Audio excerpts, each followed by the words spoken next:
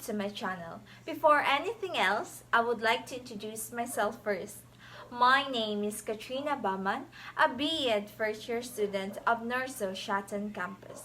For today's video, we will talk about developmental theories of Freud's psychoanalytic theory. But before we proceed on Freud's psychoanalytic theory, some of you don't know what is the definition of developmental theories. Now, what exactly is a developmental theories?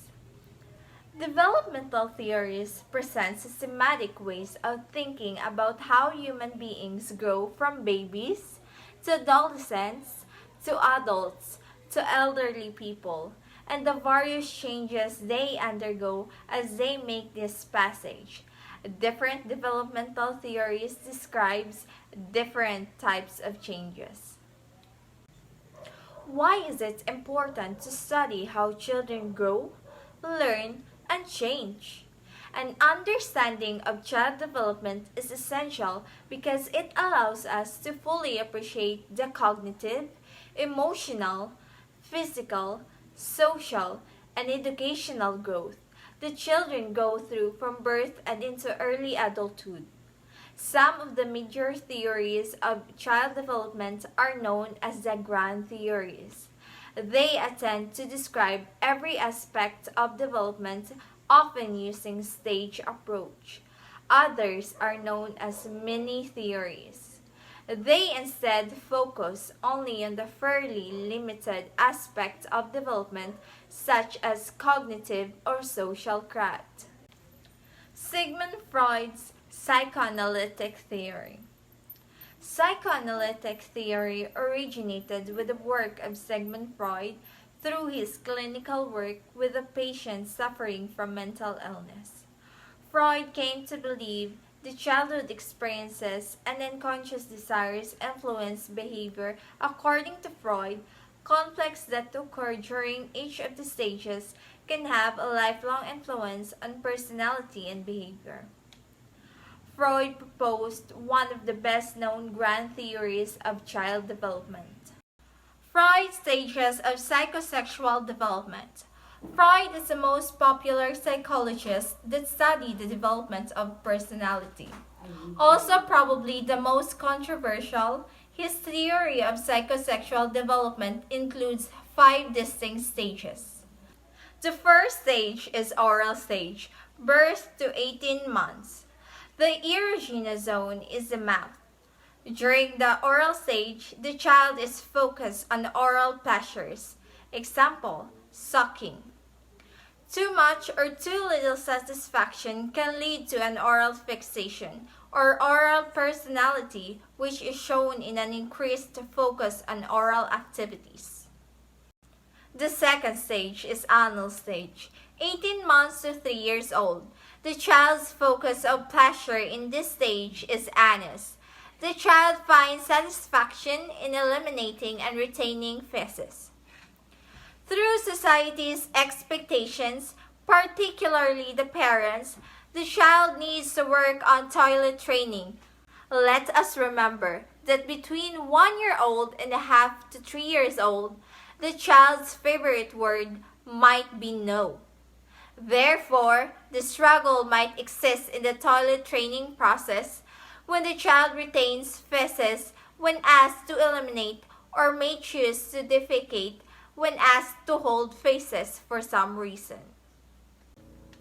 The third stage is the phallic stage, ages 3 to 6, the pleasure or erogenous zone, the genitals. During the preschool age, children become interested in what makes boys and girls different. Preschoolers will sometimes be seen fondling their genitals. Freud's studies lead him to believe that during this stage, boys develop unconscious sexual desire for their mother. Boys may have anxiety. This feeling comprised what Freud called Oedipus complex. Named after in Greek mythology, Oedipus unintentionally killed his father and married his mother, Jocasta. The fourth stage is latency stage, age 6 to puberty. It's during this stage that sexual urges remain repressed. The children's focus is the acquisition of physical and academic skills. Boys usually relate more with boys and girls with girls during this stage. And the last stage, the genital stage, puberty onwards. The fifth stage of psychosexual development begins at the start of puberty when sexual urges are once again awakened. In the earlier stages, adolescents focus their sexual urges towards the opposite sex sphere with the pleasure centered on the genitals. Perhaps the most impactful idea put forth by Freud was his model of the human mind.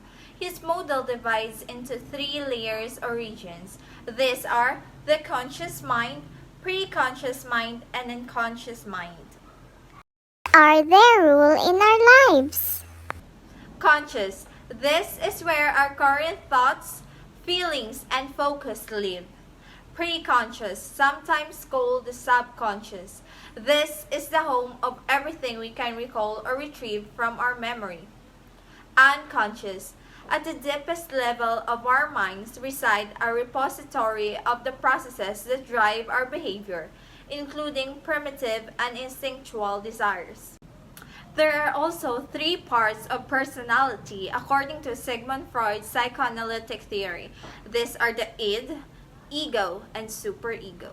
What are the roles of id, ego, and superego in interpersonal interaction in our daily lives?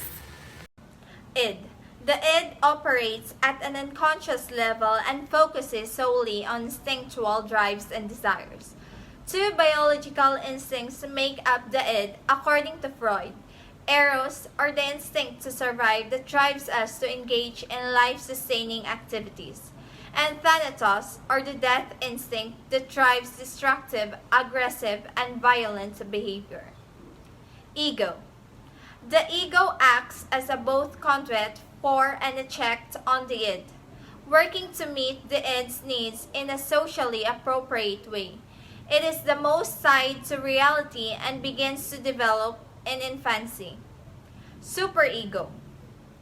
The superego is a portion of the mind in which morality and higher principles reside, encouraging us to act in a socially and morally acceptable ways.